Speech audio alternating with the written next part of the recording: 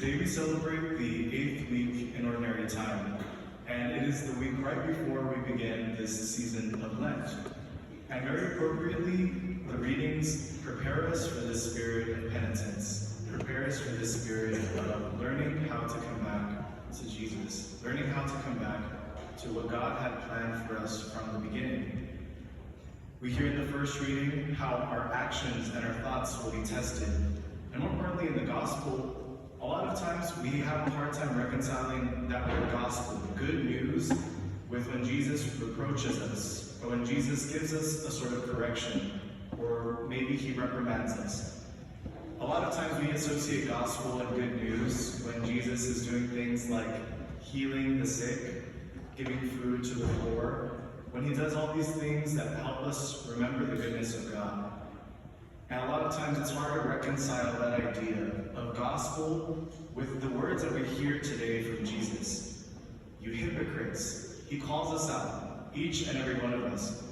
We're familiar when he calls out the Pharisees or those religious political leaders at the time. And we like it when he reproaches them, when he tells them things.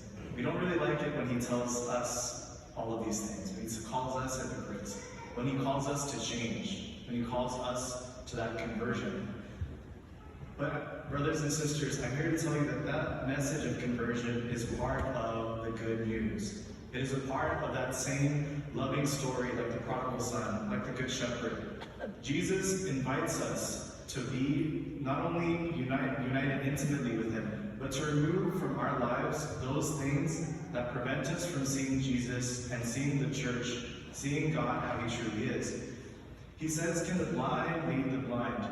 Many times we follow a lot of things blindly. Social media, perhaps, maybe our friends, maybe our political ideals, maybe things that are not good for us, vices, sin, and we allow ourselves to be led by them. Yet here we are, coming to church, going to confession regularly, but not getting to the root of what's in our hearts.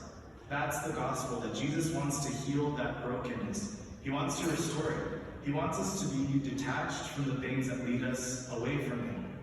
As we prepare for this season of Lent, as we wrap up this ordinary time, let us take a moment to see, what is it that Jesus is inviting me to be led by? How is he asking me to be led by him more and more? The gospel is this, that when we are brought to conversion, when we are repentant, when we follow Jesus, we become like him. He invites us to take the seat of the teacher. We as Christians are called the light on the top of the hill. We are meant to shine in the glory of the Son of God. Meaning that when we live out our lives in unity, when we follow Jesus, when he is the one that is leading us, not our blind friends, not our political ideals, not TikTok or Instagram, Facebook, etc. Jesus is the one that is leading us. We become as he is. We get to share in the light of the gospel. That is the good news. And that is why Jesus makes this stern reminder to each one of us. Let us evaluate ourselves. Take a moment and examine our own consciences and see, how can we better reflect the light of the gospel? How can we be the ones who lead people, not blindly, but by faith, leading them directly to God the Father? We have a couple of days before Ash Wednesday. How can we use this as maybe an examination of conscience, to look at what we can do for our Lenten promise, something that we can do to constantly remind us to be that light on the top of the hill, to bring our friends and our families to understand the gospel as we know it, as the news that is good, the news that is constantly renewing itself in our hearts and in our lives. We're living in a dark world where everybody is following each other very blindly, where they are noticing the splinter in each other's eyes but not noticing the one in their own eyes. Maybe we are the ones who are doing that. This is an invitation that Jesus makes for each and every one of us to look and reflect in our own lives how we can better be the image of Christ. We know that Jesus in this gospel says that the student does not get a better seat or a better position than the master, meaning that that involves the cross. This moment of repentance, this living out the gospel. We can't just all of a sudden become spiritual leaders or teachers in the world without first embracing what the cross is. The gospel without the cross is just a bunch of nice sayings. We have to make sure that we constantly are reminded of that and embrace the cross with as much love as Jesus did. My prayer is that all of us this Lenten season can learn to be guides to those around us, the world around us.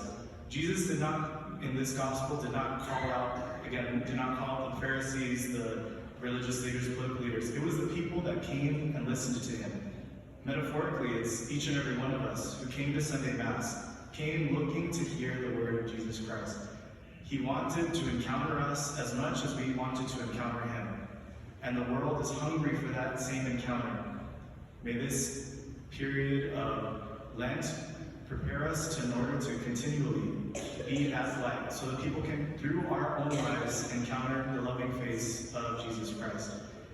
As we prepare for the Eucharist that we are going to receive today, let us take a few moments to consider, what is it in my life right now that I am letting myself be led astray by?